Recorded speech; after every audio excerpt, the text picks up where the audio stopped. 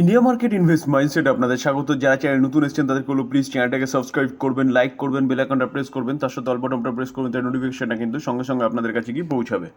নিফটিকে দেখলে দেখা যাবে, দেখুন আজকে নিফটি পজিটিভ রয়েছে এখনও পর্যন্ত।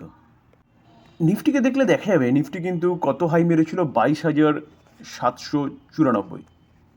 তো সেখান থেকে অনেকটা নিচে এসছে। কালকে কিন্তু নিফটি 22,000কেও ব্রেক করে চলে এসছে। তো এখন সুস্থির কথা হচ্ছে যে নিফটি এখন আজকে 22,000কে হোল্ড করছে। তো দেখুন মার্কেট কিন্তু ভলিটাইল কেন? কারণ লোকসভার ইলেকশন চলছে, জাস্ট 3টে ফেজে হয়েছে, আরও কিন্তু 4টে ফেজ হওয়া বাকি আছে। তারপরে জুনের 4 তারিখ হচ্ছে লোকসভার ইলেকশনের রেজাল্ট।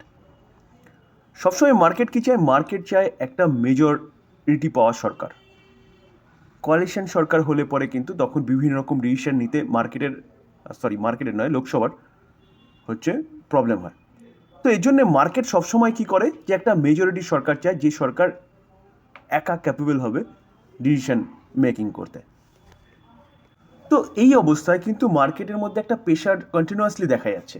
মার্কেট উপরে ওঠার চেষ্টা করছে, তা আবার বিয়ার্সরা নিচে নামাচ্ছে। বা বলতে পারেন যে ওয়ার্ল্ড মার্কেট ভালো পারফরমেন্স করছে, কিন্তু ইন্ডিয়ার মার্কেটকে দেখলে দেখা যাবে এক সপ্তাহখানিক একটা প্রেশার কিন্তু কন্টিনিউয়াসলি রয়েছে। তো এই জায়গায় দাঁড়িয়ে কিন্তু আমাদের কিছু স্টককে চুজ করতে হবে, যেই স্টকগুলো কিন্তু ভালো ফান্ডামেন্টাল এবং সেফলি একটা ইনভেস্টমেন্টের জায়গা, যেগুলো তার হাই থেকে অনেকটা নিচে চলছে। তো সেরকমই দুটো কোম্পানি নিয়ে আলোচনা করব, চলুন দেখে নিই। আমরা যদি কোম্পানিটা রিটার্ন দেখি, তাহলে কোম্পানিটা জানুয়ারি থেকে 18% রিটার্ন দিচ্ছে, এক মাসে 1%, 3 মাসে 15%, এক উইকে যদিও মাইনাস দিচ্ছে, 6 মাসে 49%, এক বছরে 94%, প্রায় ডবল।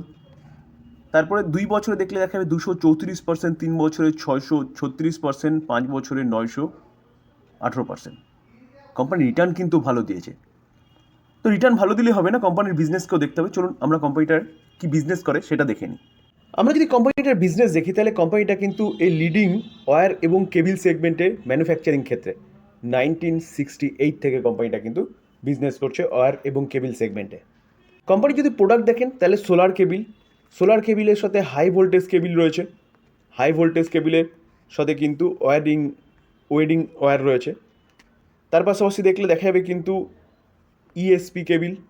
তো এইভাবে দেখলে দেখা যাবে প্রচুর কেবিল কিন্তু কোম্পানিটার রয়েছে, ওয়্যার কেবিল সেগমেন্টে কাজ করে। তো সেই জায়গায় দাঁড়িয়ে কেবিল ম্যানুফ্যাকচারিং, ওয়্যার ম্যানুফ্যাকচারিং করাই হচ্ছে কোম্পানিটার কাজ। দেখুন কমিউনিকেশন কেবিলও রয়েছে, হাউস ওয়্যারের ক্ষেত্রেও কিন্তু কোম্পানিটার এক্সপোজার রয়েছে।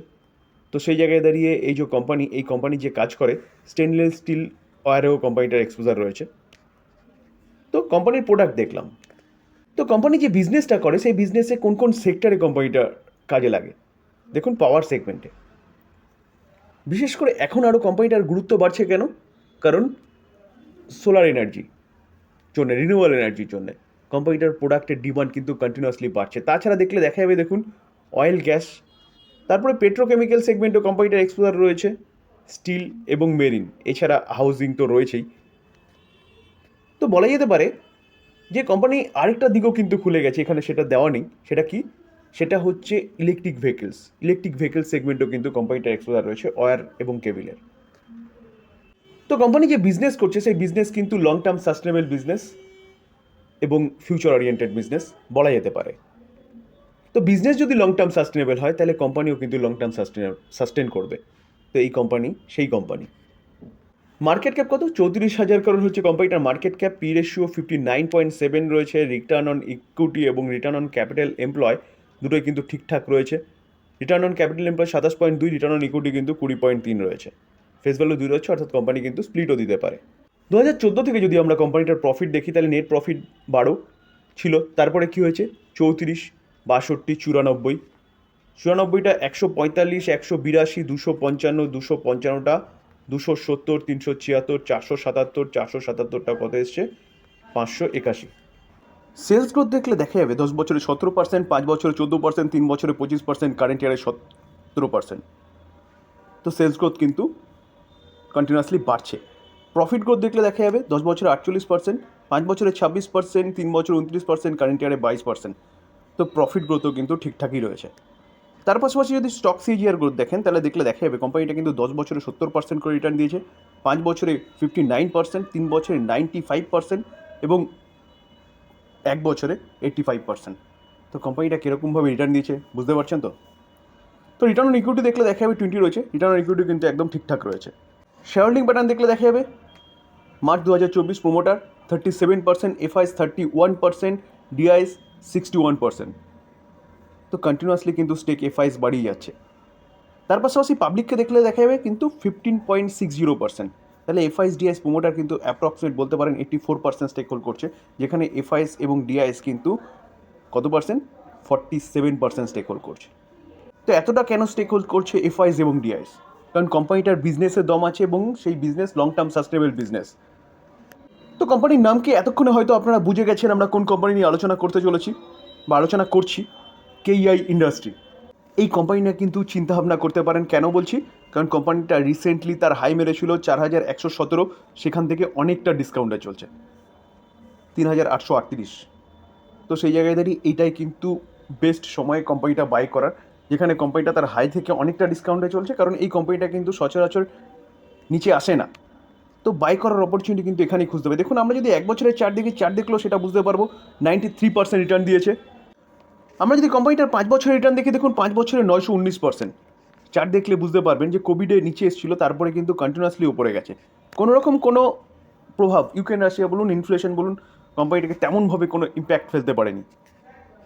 স্যার মার্কেটে প্রেশার আছে, তার জন্য কোম্পানিটা কিন্তু নিচে এসছে। তো সঠিক সময় এই কোম্পানি নিয়ে চিন্তাভাবনা করার। চলুন নেক্সট কোম্পানি দেখে নিই। তাছাড়া কোম্পানি যে Q4 রেজাল্ট ডিক্লেয়ার করেছে না, সেই রেজাল্টটাও কিন্তু ফাটাফাটি রেজাল্ট করেছে। স্যার আমরা যে কোম্পানি নিয়ে এখন কথা বলতে চলেছি, সেই কোম্পানিটা কিন্তু লার্জ ক্যাপ ক্যাটাগরির কোম্পানি এবং নিফটি 50 পার্ট। জানুয়ারি থেকে 10% মাইনাস, এক সপ্তাহে 7% মাইনাস, এক মাসে 11% মাইনাস, 3 মাসে 8.5% মাইনাস। কেন? কারণ কোম্পানি এখন একটু প্রেশারে আছে। প্রেশারে থাকার কারণ যদি বলেন, তাহলে কোম্পানি যে সেগমেন্টে কাজ করে সেই সেগমেন্টের র মেটেরিয়ালসের দাম আকাশ ছোঁয়া, যার জন্যে কোম্পানির প্রফিটেবিলিটি এবং রেভিনিউতে কিছুটা এফেক্ট পড়েছে। তাছাড়া কোম্পানির Q4 যে রেজাল্ট, সেই রেজাল্টটাও অতটা ভালো হয়নি, যার জন্য কোম্পানি কিন্তু অনেকটা ডিসকাউন্টে চলছে। তো দেখুন 6 মাসে প্রায় 1%, 1 বছরে 20%-এর কাছাকাছি, 2 বছরে 53%, 3 বছরে 125%, 5 বছরে 190%। কোম্পানিটা লার্জ ক্যাপ ক্যাটাগরির কোম্পানি, নিফটি 50 পার্ট, 5 বছরে মিড ক্যাপ ক্যাটাগরির মতন কিন্তু রিটার্ন দেয়। কোম্পানির নাম কি? কোম্পানির নাম হচ্ছে টাইটান। আপনারা সবাই ওয়েল নোন বা সবাই চেনেন। দেখলে দেখা যাবে আজকের দিনে কত পার্সেন্ট? আজকের দিনে 1.30% একটা আপসাইড মুভমেন্ট দেখিয়েছে। তো কোম্পানি যদি আমরা লাস্ট 5 দিনের চার্ট দেখি, তাহলে 2%, 3.5%-এর কাছাকাছি। এক মাসের চার্ট দেখলে দেখা যাবে কোম্পানিটা 11%-এর কাছাকাছি কিন্তু নিচে নেমে গেছে। কোম্পানিটা হাই কত মেরেছিল? 52 উইক হাই দেখলে দেখা যাবে কোম্পানিটা 3886 হচ্ছে 52 উইক হাই, সেখান থেকে কিন্তু অনেকটা নিচে এসছে। নিচে আসার পিছনে কারণ কিন্তু অলরেডি আমি আপনাদের বলেছি। আগেও একবার আমি এই কোম্পানি নিয়ে আলোচনা করেছিলাম, তখনও কিন্তু জানিয়েছিলাম যে বেস্ট সময় কোম্পানিটা বাই করার। গোল্ডের দাম কন্টিনিউয়াসলি বাড়ছে। তো গোল্ডের দাম বাড়লে পরে কিন্তু এই কোম্পানির যেসব জুয়েলারি সেগমেন্টের কোম্পানি, এই কোম্পানিগুলোর কিন্তু বিজনেসে কিছুটা এফেক্ট পড়ে। তো ভালো সময় আসতে চলেছে স্যার। কেন ভালো সময় আসতে চলেছে? কারণ ফেড কিন্তু রেট কাটের স্বপ্ন দেখাচ্ছে। এই বছরের নভেম্বরের দিকে কিন্তু ইউএসের ইলেকশন হতে চলেছে। তো ইউএসের ইলেকশনের আগে কিন্তু আশা করা যায় 3 বার রেট কাট হবে। তো রেট কাট হলে কিন্তু গোল্ডের দাম পড়বে, কারণ দেখুন ইকুইটি মার্কেট ভালো করলে গোল্ড পড়ে। ইউক্রেন রাশিয়ার যুদ্ধ, তার পাশাপাশি ইনফ্লেশন, যার জন্য গোল্ড কিন্তু চটচট করে উপরে উঠেছে। তো স্যার তার জন্য বলছি এই কোম্পানিটা এখন ডিসকাউন্টে পাওয়া যাচ্ছে। এভারগ্রিন স্টক, যেখানে কোম্পানিটার বিজনেস ডাইভার্সিফাইড হলেও প্রায় 85% বিজনেস কিন্তু জুয়েলারি সেগমেন্টের। তানিস্ক শুধু ভারতে নয়, ভারতের সাথে সাথে কিন্তু তারা বাইরে ইউকে বলুন, ইউএসএ বলুন, আরব আমিরেটে বলুন, সেখানেও তারা কিন্তু তাদের বিজনেসটাকে বাড়াচ্ছে। তো এভারগ্রিন স্টক, এই স্টকটা কিন্তু আপনি লং টার্মের জন্য চিন্তা ভাবনা করতে পারেন। কোনো এক সময় 3 লাখের উপরে মার্কেট ক্যাপ চলে গেছে, ওপর থেকে অনেকটা নিচে আসার জন্য কিন্তু 2,91,000 হচ্ছে কারোর মার্কেট ক্যাপ দেখাচ্ছে। পি কত আছে? 83 পি রয়েছে। রিটার্ন অন ক্যাপিটাল এমপ্লয় আছে কত? 22.7। রিটার্ন অন ইকুইটি 32.9 রয়েছে। ফেস ভ্যালু 1 রয়েছে। দেখুন স্যার, যে সেগমেন্টে কোম্পানিটা কাজ করে সেই সেগমেন্টের মার্কেট ক্যাপ অনুযায়ী কিন্তু নাম্বার 1 কোম্পানি। যেই কোম্পানিটা 2,91,000 কারোর হচ্ছে মার্কেট ক্যাপ, তার ইমিডিয়েট কোম্পানি হচ্ছে কল্যাণ জুয়েলার্স, অনলি ফর 40,000 কারোর মার্কেট ক্যাপ। প্রায় 7.5 গুণের বেশি কিন্তু বড় হচ্ছে এই কোম্পানি। তাহলে বলতে পারেন মনোপলি বিজনেস করছে, যেখানে কম্পিটিটর প্রায় নেই বললেই চলে। 2014 থেকে যদি আমরা কোম্পানির প্রফিট দেখি তাহলে দেখা যাবে কত ছিল, 735, 735টা 816, 675, কিছুটা কমেছিল। তারপরে আবার দেখুন 697 কামব্যাক করেছে, 1102, 1102টা হচ্ছে 1389, 1493, 1493টা কোভিডের সময় পড়েছিল। তারপরে দেখুন কোম্পানি আবার কামব্যাক করেছে 2198, 2198 পরে 3274, 3496। তাহলে কোম্পানি কিন্তু কন্টিনিউয়াসলি তার যে প্রফিট সেটা বাড়িয়ে গেছে। মাঝখানে আমরা দেখেছিলাম 2-1বার হচ্ছে কিছুটা পড়েছিল। তো এটাই তো হচ্ছে ব্যাপার, যে কোম্পানি সবসময় যে প্রফিট করবে এরকম তো ব্যাপার নয়। কিছু সময় কিন্তু এরকম সিচুয়েশন আসবে যেখানে কোম্পানির প্রফিট ফল করবে কিছুটা। তো এই সুযোগটাকে কাজে লাগাতে হবে, যেটা এই কোয়ার্টারে দেখা গেছে। দেখুন আমরা যদি সেলস গ্রোথ দেখি তাহলে দেখা যাবে দেখুন কন্টিনিউয়াসলি 10 বছরে 17%, 5 বছরে 21%, 3 বছরে 33%, কারেন্ট ইয়ারে 26%, কন্টিনিউয়াসলি কিন্তু বাড়ছে। আমরা যদি প্রফিট গ্রোথ দেখি দেখা যাবে দেখুন 10 বছরে 17%, 5 বছরে 20%, 3 বছরে 53%, কারেন্ট ইয়ারে কিন্তু 8%। সেলস গ্রোথের সাথে সাথে প্রফিট গ্রোথও কিন্তু কন্টিনিউয়াসলি বাড়ছে। স্টক সিজিআর গ্রোথ দেখা যাবে কোম্পানিটা কিন্তু 10 বছরে কিরকম বানিয়ে দিয়েছে, 10 বছরে 27%, 5 বছরে 23%, 3 বছরে 31%, কারেন্ট ইয়ারে 18%। তাহলে কোম্পানিটা কিন্তু সিজিআর গ্রোথও যথেষ্ট ভালো দেখাচ্ছে। রিটার্ন অন ইকুইটি 10 বছরে 26, 5 বছরে 27, 3 বছরে 30, কারেন্ট ইয়ারে কিন্তু 33। তাহলে রিটার্ন অন ইকুইটিও কিন্তু কন্টিনিউয়াসলি বাড়ছে। আমরা যদি শেয়ার হোল্ডিং প্যাটার্ন দেখি তাহলে মার্চ 2024 প্রমোটার 52.9% স্টেক হোল্ড করছে, এফআইএস 19% স্টেক হোল্ড করছে, ডিআইএস 10.29% স্টেক হোল্ড করছে, গভর্নমেন্ট 0.17% স্টেক হোল্ড করছে এবং পাবলিক দেখুন 17.57, আদার্স 0.8% স্টেক হোল্ড করছে, 0.08%। তাহলে অ্যাপ্রক্সিমেট বলতে পারেন এফআইএস ডিআইএস প্রমোটার মিলে কিন্তু কতটা স্টেক হোল্ড করছে, 81%-এর ওপরে স্টেক হোল্ড করছে। তো স্যার কেন হোল্ড করছে? কারণ কোম্পানির বিজনেসে দম আছে। তো স্যার এই কোম্পানির ব্যাপারেও একই কথা বলবো, এই কোম্পানি কিন্তু নিজের থেকে নিচে আসে না। মার্কেটে যদি এরকম পরিস্থিতি না সৃষ্টি হয়, তো এখন মার্কেটে কি সৃষ্টি হয়েছে, এই মার্কেটে গোল্ডের দাম বাড়ার জন্যে কোম্পানির বিজনেসে কিছুটা এফেক্ট পড়েছে। তো ভালো সময় কিন্তু সামনে আসতে চলেছে, তো এই কোম্পানি নিয়ে কিন্তু চিন্তাভাবনা করতে পারেন। এভারগ্রিন স্টক, লং টার্মে আপনি টাকা কিন্তু এই কোম্পানিটা বানিয়ে দিয়ে যাবে।